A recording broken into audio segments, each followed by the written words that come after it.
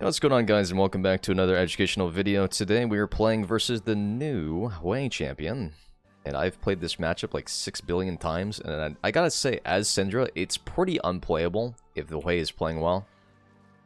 Because what ends up happening is you can't actually run at him because he QQs, and if you try to play through wave clear, he just QEs the wave and then EEs you. Obviously, those things mean absolutely nothing to you as people unfamiliar with Hui's skill set, but just know that it's super obnoxious and that after a certain while you kind of just exist in this hellscape that is Hui gameplay.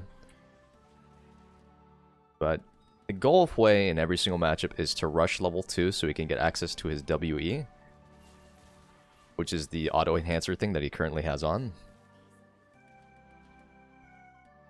That's where he gets most of his mana back from.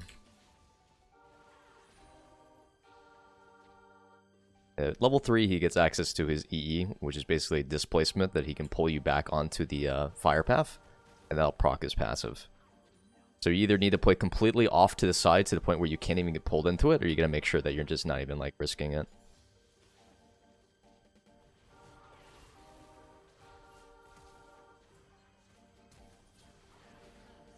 Huge. Good gank, my friend.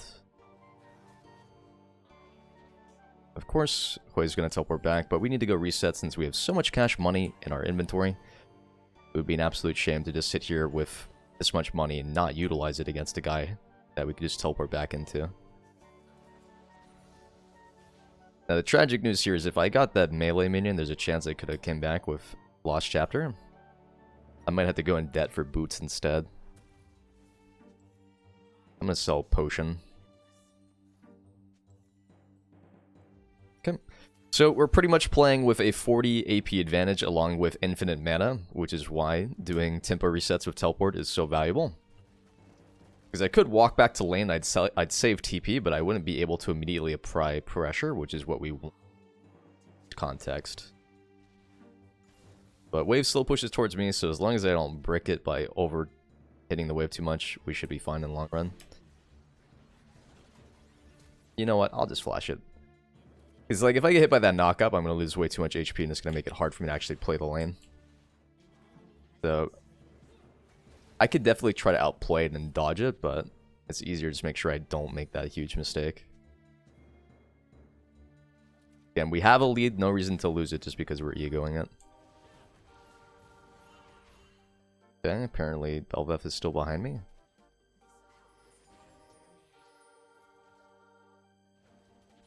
What are we pinging? Counter gank? I don't get it. You want me to run at him and QE? I'm so lost. But the good news is pattern recognition. If you see him QE the wave, the chances are he's going to try to EE you onto the wave. But thankfully, we have some decent vision to play with while we push this wave forward. Kind of the goal again is we're pretty close to level 6. It should be maybe a wave and a half. This guy is in kill range. Our combo does like 670, something like that.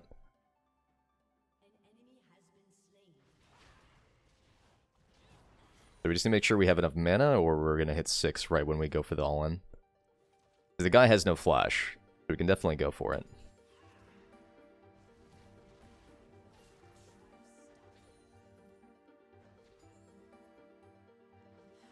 So putting the ball down, and I'm going to keep this minion alive for when I go specifically for the 6 all-in. And it's not going to happen. So at this point we're pivoting. At this point just hard push the wave, because if he stays we just run at him in a straight line and we press R if he doesn't give up the wave. I don't want him taking any of this CS. Getting zoned off all the XP. Of course, exactly what you want. And then he just kills himself. So he could have avoided this by conceding 12 CS. I can see why he tried to outplay it, but it's definitely not worth doing. It's just too volatile. Because now he loses the waves anyways, and he dies and gives me a plate. When he could have just reset, gave me the waves, and not given me kill XP and kill gold. So this guy is effectively fucked. And wave is going to reset in the middle, so hopefully AI goes in my favor. We're going to go back and spend our money. Again, you never want to be sitting on a shit ton of money. Make sure you're always as strong as possible, because in solo queue, every play is an opportunity to just go bananas. Anyways, flash in 90 seconds. He's going to have flash up. It's the same CD as our Viego, so we just need to make sure we're paying attention to that. We are close to 70 splinters, which is when we get our Omega ability. The ability Q twice, which makes our trades super easy and relaxing. So, unfortunately, I just don't want him to rotate down.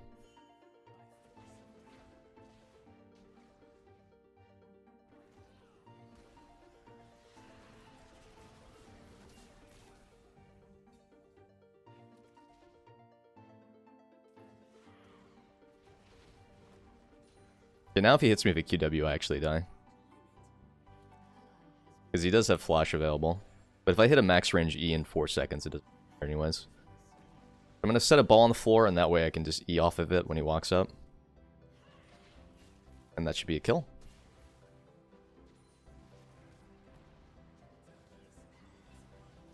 Okay.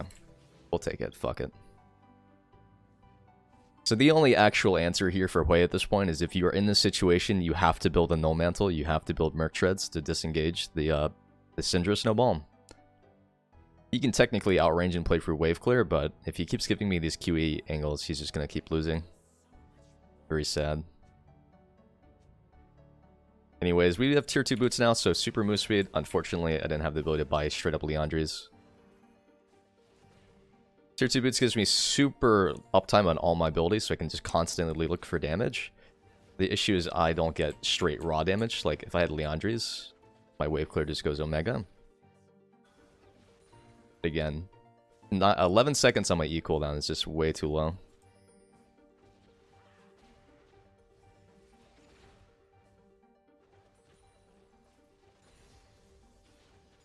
And we're gonna get our, like, 300 damage here.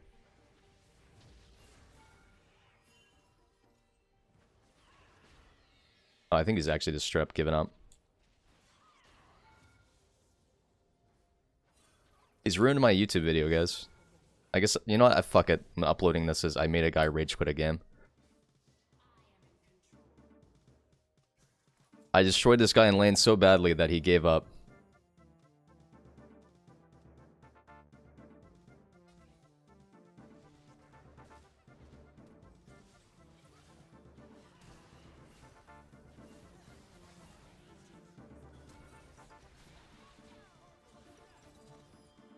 I didn't press the W button.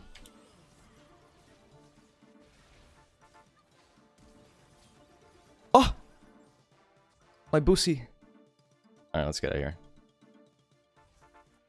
Yeah, she saved my life.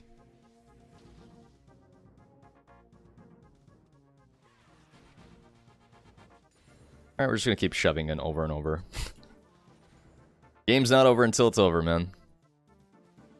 The amount of times I've lost games where they just opened, and then we put 4 players mid and they got resources side lanes and then clutched it out. Super quirky.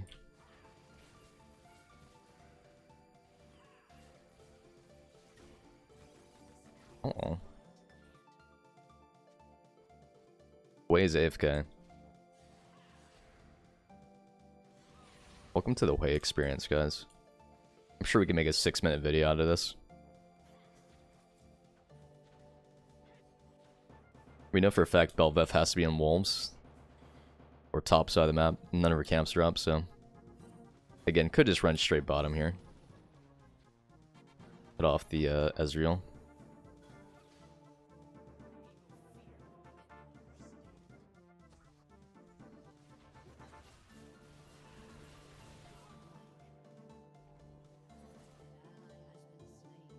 Oh, he's back.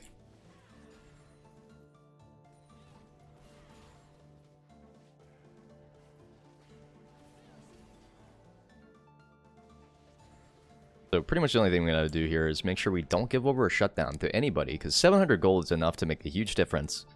And this Cassante could 1v9 the game, without a doubt. Pretty much we should just keep shoving mid lane and walking straight bottom.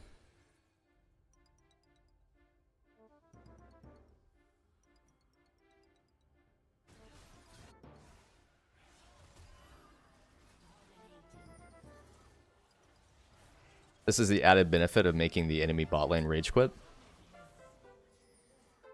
Because this completely kills their mental, you know? When they're losing a game as a result of other players and then having to lose their KDA over it. I hate that shit when I'm playing well and I go from like 6-0 to 15 deaths. Like, I didn't play bad, man. I'm just playing against a 10-0 Jax with flash up. Whoops. We're choking.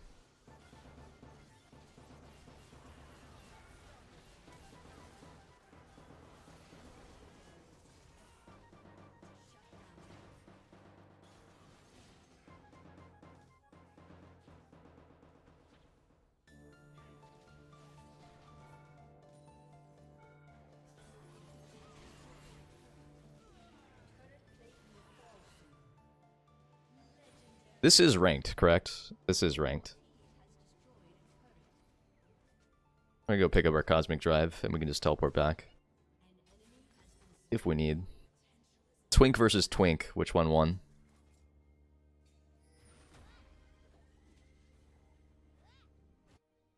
Looks like the answer was Twink.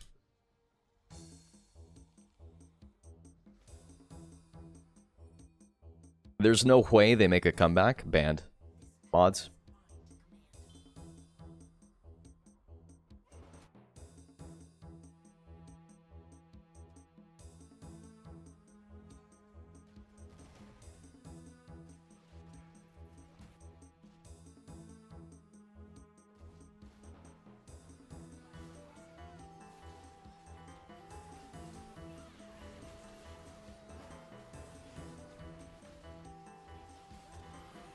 Actually, he could have killed me there if he just turned on me and ulted.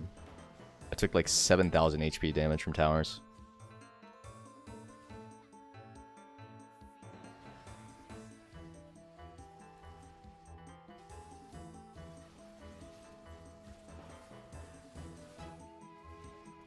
Ah!